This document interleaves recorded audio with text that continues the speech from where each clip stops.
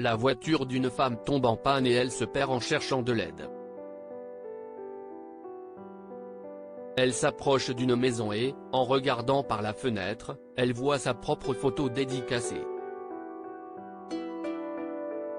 Sarah Mitchell s'était jurée de ne jamais revenir dans la petite ville de l'Ohio où elle était née, mais elle était là, au volant de sa voiture de location, dans la neige, et elle avait l'impression d'être perdue. Elle arriva à un autre carrefour et regarda à travers le pare-brise et les flocons de neige. Il n'y avait aucun panneau de signalisation, mais un peu à l'écart de la route, elle pouvait apercevoir les lumières d'une petite maison. Sarah soupira, roula le plus près possible de la maison, puis s'arrêta et sortit. Avec un peu de chance, les habitants de la maison pourraient lui indiquer la bonne direction pour qu'elle puisse se rendre en ville avant la fin des heures de visite à l'hôpital. Sarah se fraya un chemin dans la neige et monta les marches jusqu'au porche. Elle frappa à la porte et attendit. Et attendit. Bien que toutes les lumières soient allumées, personne n'a ouvert la porte. Elle s'approcha de la fenêtre la plus proche et entoura son visage de ses mains pour pouvoir voir à l'intérieur. C'était une petite maison confortable, joliment meublée et de bon goût, et un feu chaleureux brûlait dans la cheminée. Mais une chose a surpris Sarah. Sur la cheminée, juste à côté d'une vieille horloge en bois, se trouvait une photo d'elle. Sarah sursauta. Ce n'est pas possible. Si est alors que la porte d'entrée s'est ouverte et qu'un homme est sorti. Lorsqu'il la vit, sa bouche s'ouvrit et 1 million de souvenirs revinrent à l'esprit de Sarah. La dernière fois que Sarah avait vu Carlton Simmons, c'était il y a 20 ans, avant qu'elle ne quitte cette ville pour New York. Sarah et Carlton s'étaient aimés au lycée, mais Sarah avait toujours eu de grands rêves. Aussi loin qu'elle se souvienne, elle chantait et dansait. Elle était la star de la ville, chantait à chaque événement et tenait le premier rôle dans chaque comédie musicale. Sarah savait que la seule chose qui l'empêchait d'accéder à la célébrité était le bled où elle était née. Le lendemain de la remise des diplômes, elle a pris un bus pour visiter la Grosse Pomme. Carlton l'avait demandé en mariage le soir du bal de fin d'année et avait été dévasté par le refus de Sarah. « Je veux plus de ma vie », lui a-t-elle dit. Plus que d'être mariée à un homme d'une petite ville, d'avoir une demi-douzaine d'enfants et de vieillir prématurément. « Moi aussi, j'attends plus de ma vie, Sarah », lui avait dit Carlton. « Mais je veux faire ma vie avec toi. Et bien, je veux être une star », s'était-elle énervée. « Je veux aller quelque part où les gens ne me connaissent pas. Je veux me réinventer, réaliser mes rêves, et je ne peux pas faire ça avec toi à mes côtés. Je vois », avait dit Carlton, et Sarah voyait bien qu'il était blessé.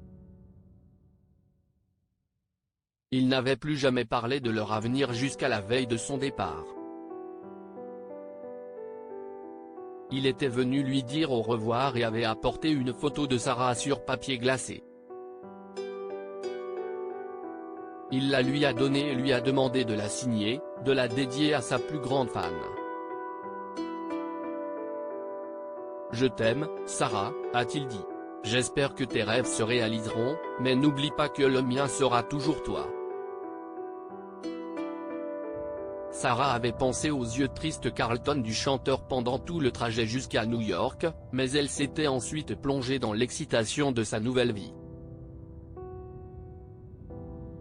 Elle a commencé à se rendre à des auditions et à essayer de se trouver un agent, elle a traîné dans les studios d'enregistrement en attendant de percer.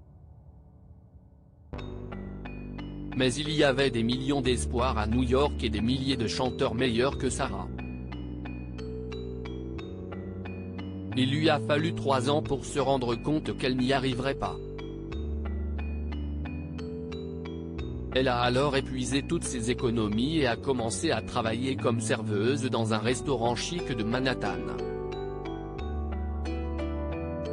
Elle envoyait de temps en temps une lettre à sa mère pour lui dire qu'elle s'en sortait bien. Elle n'est jamais retournée chez elle. Elle n'allait pas affronter tous ces gens qui s'attendaient à ce qu'elle réussisse et admettre qu'elle n'était pas à la hauteur, surtout pas Carlton avec ses yeux tristes. Et maintenant, 20 ans plus tard, elle se tenait sous son porche, le regardant dans les yeux.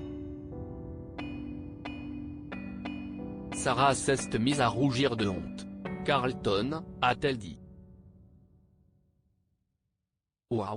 Ça fait longtemps qu'on ne s'est pas vu. » Carlton la regardait avec des yeux brillants et affichait ce sourire tendre et spécial qu'il avait gardé juste pour elle. « Sarah. Tu es magnifique. Tu n'as pas changé. » Il s'est avancé vers elle et l'a serrée dans ses bras. Sarah avait oublié à quel point les bras de Carlton avaient toujours été agréables. Elle lui rendit son étreinte. « Sarah », dit-il en murmurant à son oreille. « J'attendais depuis longtemps ce moment où tu viendrais frapper à ma porte. » Sarah recula. « Tu pensais que je reviendrais en rampant ?» demanda-t-elle avec colère. Carlton hocha la tête. « Non, je pensais que tu réaliserais, tout comme je l'ai fait, que tu étais la seule pour moi. » Carlton a conduit Sarah à l'hôpital pour rendre visite à sa mère, puis il l'a emmenée dîner. Il a raconté à Sarah ses 20 dernières années, et elle lui a avoué qu'elle n'avait pas réalisé son rêve. Elle a fini par rester une semaine de plus, puis une autre. Et quand Carlton l'a redemandé en mariage avec la même bague qu'il lui avait offerte il y a 20 ans, Sarah a accepté. Alors qu'il l'embrassait, elle s'est rendue compte que les rêves changent. Que pouvons-nous apprendre de cette histoire? L'orgueil peut nous inciter à nous accrocher à de mauvaises décisions. Sarah ne voulait pas que l'on sache qu'elle avait échoué, alors elle s'est éloignée de sa ville natale et des gens qu'elle aimait.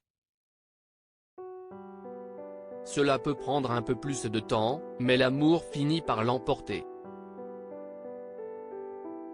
Carlton a attendu 20 ans, mais il n'a jamais cessé d'y croire et son rêve est devenu réalité. Partagez cette histoire avec vos amis. Elle pourrait égayer leur journée et les inspirer.